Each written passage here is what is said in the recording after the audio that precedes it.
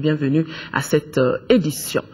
Le Burundi apportera son soutien indéfectible au Mali dans sa lutte de récupération des régions du Nord. C'est ce qu'a déclaré à sa sortie d'audience l'ambassadeur du Burundi au Mali avec résidence à Abidjan, le diplomate burundais au micro de Daouda Sidiki Diarra. Je lui ai donc transmis un message d'amitié et de fraternité de son Excellence Pierre Nkurunziza, président de la République du Burundi. C'est un message de solidarité et d'encouragement à tout le peuple frère du Mali qui traverse aujourd'hui une situation difficile. Donc l'expression de cette solidarité, vous pouvez bien comprendre, se retrouve dans la position aujourd'hui du Burundi. Le Burundi a décidé d'envoyer des troupes pour soutenir l'armée malienne, pour soutenir l'armée de la CEDEAO déployée déjà ici au Mali. Donc nous voulons aujourd'hui partager les dividendes de la paix que connaît le Burundi. Le Burundi est un pays qui a connu 13 années de guerre civile, avec son corollaire de destruction et de désorganisation totale de l'administration. Aujourd'hui nous sommes en paix. Le Mali est un pays avec lequel nous entretenons d'excellentes relations, tant au niveau diplomatique qu'au niveau de la coopération bilatérale. Nous pensons que nous devons être aux côtés du Mali, du peuple malien pendant ces moments difficiles.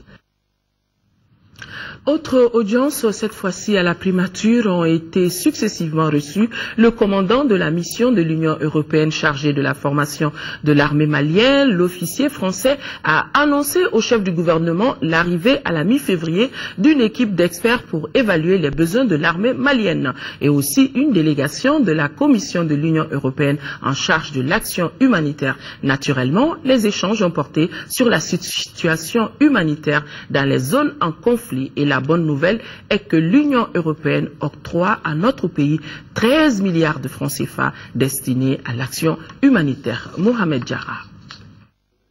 Le général de brigade François Lecointre, il est le commandant de la mission européenne de formation de l'armée malienne. Et c'est lui désormais qui a la responsabilité de renforcer les capacités de l'armée malienne. L'officier français est venu échanger avec le Premier ministre sur le lancement très prochain de cette mission au Mali et le calendrier de la formation. Le général français annonce qu'à la mi-février, une équipe de liaison se rendra au Mali pour faire l'expertise de l'armée malienne. On va voir quand est-ce qu'on commencera la formation des recrues elles-mêmes,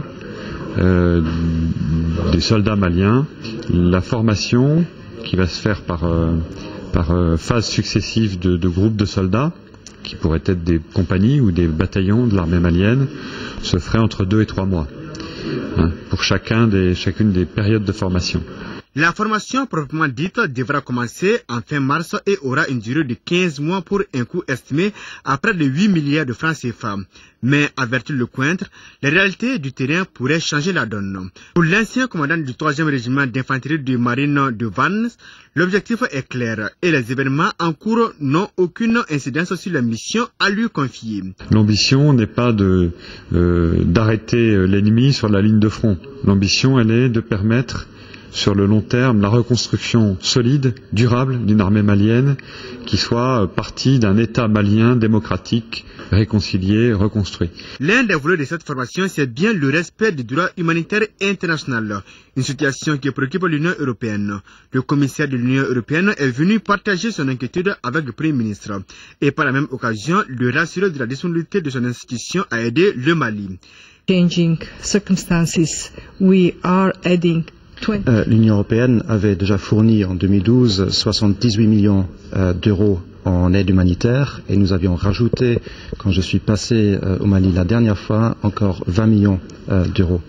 Et donc nous allons de nouveau en 2013 rajouter 20 millions d'euros en aide humanitaire pour appuyer les acteurs humanitaires à faire face aux besoins de la population. Des propos qui montrent à suffisance que le Mali n'est pas seul dans son combat contre le terrorisme. A précisé que la mission européenne sera composée de 450 éléments, dont 250 instructeurs et 200 hommes pour l'appui et la protection de la mission. Nous sommes à la primature, restons-y pour signaler aussi que le bureau du Haut Conseil des Maliens de l'extérieur a été reçu par le Premier ministre Django Sissoko. Habib Silla, lui est le président du Haut Conseil des Maliens de l'extérieur, et son équipe sont allés féliciter le chef du gouvernement pour sa nomination et par la même occasion lui réaffirmer leur soutien pour une sortie de crise. Habib Silla, interrogé par Mohamed Diarra. Nous sommes dans une période très difficile. Le président étant le commandant-chef de l'armée et lui il est le capitaine comme vous le savez. Donc les encourager, et je crois que l'ensemble des Maliens de l'intérieur comme de l'extérieur sont derrière eux, n'est-ce pas, pour réussir cette mission. C'est une mission très difficile et nous rassurons, comme nous l'avons rassuré au président de la République, au Premier ministre, que nous sommes derrière eux. Et les Maliens de l'extérieur sont en ce moment en mouvement pour récolter le maximum de fonds pour participer à cet effort de guerre et les dire d'être sûrs qu'ils ont tout le peuple derrière eux et pour le galvaniser d'avance. Parce que lorsqu'on sait qu'on est soutenu, vous savez que ça donne du tonus pour un combattant. Alors après les 100 millions de francs CFA remis au président de la République, certaines actions vont suivre certainement. Naturellement, d'autres même ont déjà suivi, parce que 60 millions par Kane Seydou de Libreville, plus les 100 millions de notre compatriote de Côte d'Ivoire ont déjà automatiquement suivi.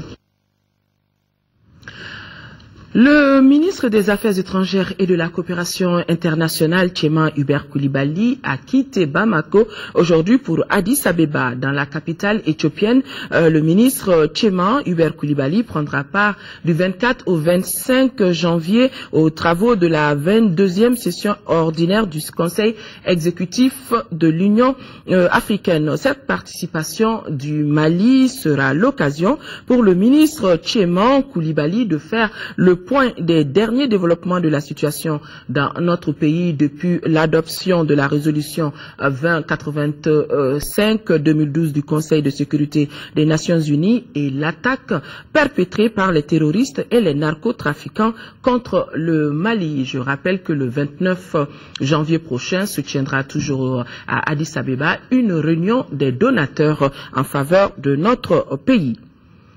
Session extraordinaire de l'Assemblée nationale, je vous le disais, les députés ont autorisé cet après-midi la prolongation pour 3 mois de l'état d'urgence dans notre pays. Le but est d'assurer le bon déroulement des opérations militaires en cours pour la libération des régions occupées. Le projet de loi a été défendu par le ministre de l'administration territoriale, de la décentralisation et de l'aménagement du territoire. Le point avec notre reporter Ibrahima Traoré. Sans surprise, l'Assemblée nationale autorise à l'unanimité la prorogation pour 3 mois de l'état d'urgence sur l'ensemble du territoire national. L'état d'urgence a été décrété au Mali le 12 janvier dernier. Il vise à instaurer et à maintenir un climat social serein dans tout le pays. Son but est d'assurer également le bon déroulement des opérations militaires en cours pour la libération des 3 régions occupées. Ça autorise le gouvernement à prendre certaines mesures concernant la liberté individuelle et collective, les libertés d'aller et de venir, les libertés de réunion, même la liberté de presse. Il y a des choses qu'on ne doit pas s'autoriser à dire en ces périodes-là. Il y a des radios qui vont sûrement être fermées s'ils continuent à tenir certains propos hostiles envers des amis du Mali qui sont venus nous libérer, qui sont en train de perdre leur fils pour la liberté de notre pays. Il est absolument inconcevable et inadmissible que des gens continuent à dire, excusez-moi, n'importe quoi. Les perquisitions pour détecter à tout moment les individus ou les armes qui sont cachées par-ci et par-là, c'est normal dans cet état aujourd'hui d'insécurité dans lequel nous vivons. Interdire des manifestations de gens qui mettent en danger les populations, c'est tout à fait normal. Le Parlement recommande au gouvernement de prendre toutes les mesures nécessaires pour préserver l'ordre public et la tranquillité des populations. Les députés demandent ensuite la mise en œuvre de la décision avec toute la rigueur, tout en évitant les abus éventuels. Enfin, l'hémicycle préconise une vaste campagne d'information et de sensibilisation des populations. Nous nous donnerons tous les moyens et nous prendrons toutes les dispositions utiles pour que ces mesures soient observées. Nous constatons une mobilisation totale de l'Assemblée et la disponibilité de l'Assemblée à accompagner actuellement le gouvernement à travers les missions de sécurisation que nous conduisons actuellement, mais aussi nous avons bien apprécié l'accueil que l'Assemblée a réservé aux amis du Mali qui sont aux côtés des forces de sécurité et de défense actuellement afin de sécuriser nos régions de Gao, Kidal et Tombouctou. L'Assemblée nationale a saisi cette opportunité pour réitérer son soutien à l'armée malienne et à ses alliés. D'ailleurs, les députés renoncent encore aux indemnités de leur session extraordinaire pour contribuer à l'effort de guerre.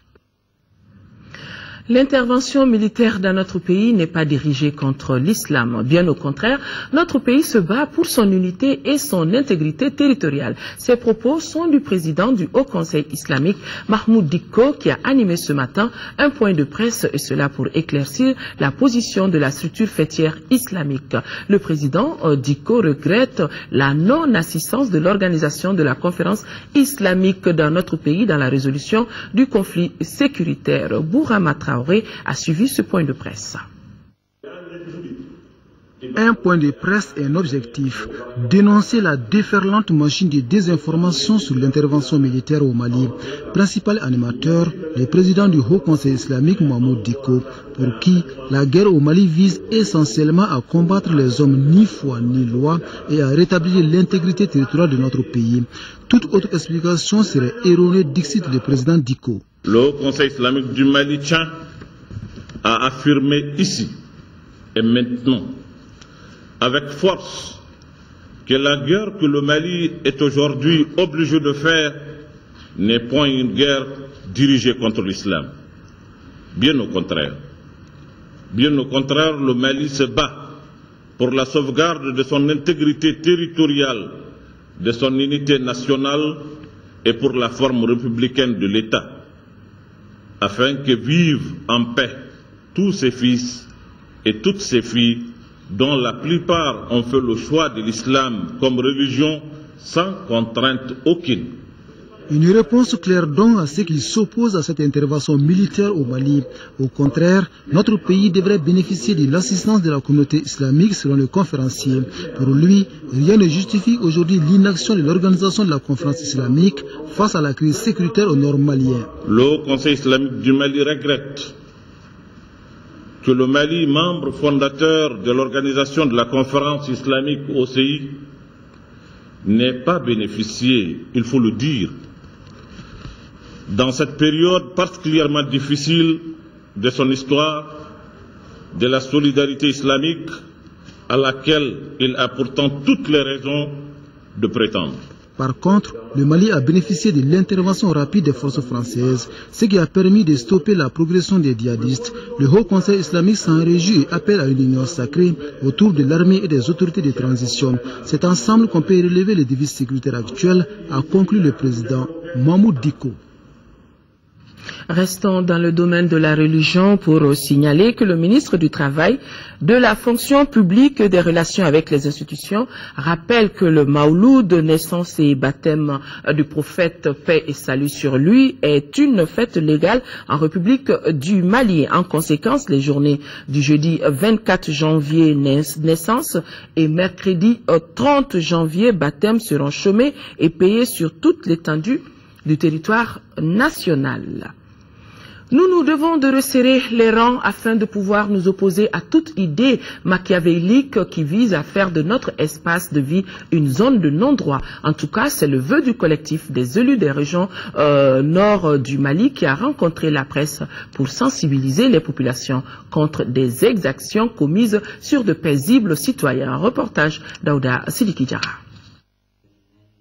Maintenant que c'est la guerre, il faut aussi préparer l'après-guerre. Dans ce contexte, le rôle de l'élu est prépondérant dans la réconciliation des cœurs et des esprits. Voilà pourquoi le collectif des élus des régions du Nord a initié cette conférence de presse afin de délivrer un message fort à l'endroit des populations maliennes.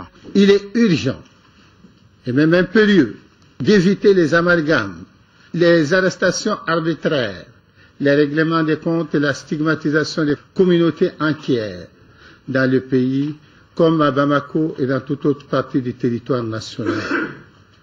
Nous appelons en particulier les forces de défense et de sécurité tant nationales qu'internationales à faire preuve de vigilance et de prudence et à ne pas se laisser influencer par des délateurs à des fins de revanches individuelles ou collectives. C'est à ces conditions qu'il sera possible de reconstruire une paix durable pour notre pays, a-t-il conclu. Le collectif appelle les populations à garder leur calme. Population du Nord, ceux qui sont en train de venir pour vous sont vos amis, sont vos frères, sont vos amis de votre pays qui sont venus pour vous délivrer de ce que vous êtes en train de vivre depuis des mois. Accueillez-les, recevez-les, comprenez-les. Quel que soit ce qui peut être dégâts, ce n'est pas contre vous, c'est pour vous. Le collectif appelle de ses vœux à une meilleure coordination de la communauté internationale dans ses efforts de médiation.